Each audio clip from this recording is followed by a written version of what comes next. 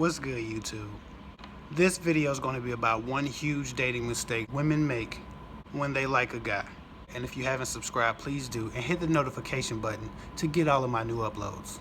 And also, if you feel like my videos have helped you, please share them to help somebody else.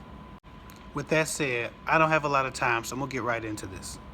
The one huge mistake that women commit when they like a guy is that they get tunnel vision. Because they've decided that they like this guy, they stop seeing things as they are and they only see them as they wish they were or as they want things to be. They only see the good and attractive attributes of the guy that they like. They ignore all the red flags and indicators that this relationship may be a mismatch. They flat out choose to not see the holes in his character. A red flag like hostility towards an ex can tell you so much about the kind of partner a man is potentially. But y'all be ignoring all that crap. He can say something like, "I hate my ex." And you be like, "Oh my God, why?" And he be like, "That bitch said I threatened her. That whore got me arrested." And y'all be like, "Oh my God, what a bitch." I would never do that to you. Like, ladies, it never crosses your mind like, maybe his ass is crazy. Maybe this motherfucker is crazy. You're just so happy that your crush now wants you that you just discard all the pertinent information about his potential to suck as a boyfriend or as a person in general. He could have baby mama drama, but you ignore any sign that alludes to it being his fault. He could be divorced 3 times and you justify those failures by making him the victim in all his relationships. When women do this, they never see the pattern. If someone points it out, they say some silly shit like, "Oh, he would never do that to me." Really? If you're one of those people, then you might want to write this down. You never know who a person really is until you piss them off. Until you make them mad. So before things get really serious, please take the time to survey the wreckage of those who have pissed them off or made them upset.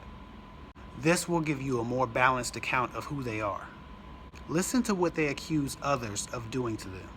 Ask questions about why they feel the way they do. You don't want to have to find out that they were actually the problem until after you've committed yourself to them. And I know some of you guys are thinking to yourself, well, people can change.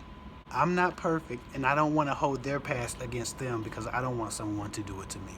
Well, as I've said before, when people change, it's usually their habits that change, their practices. It's very rarely their nature that ever changes.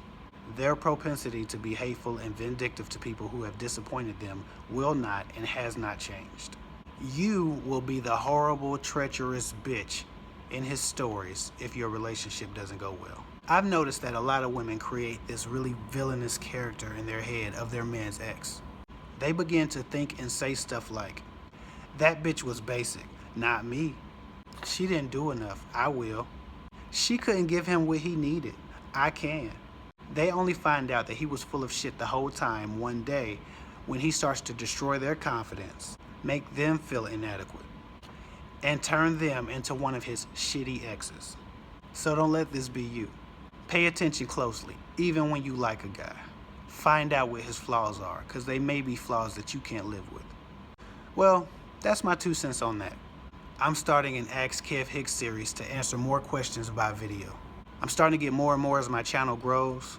I can't really do a video for every individual question like I used to, so I will try to answer them in bunches.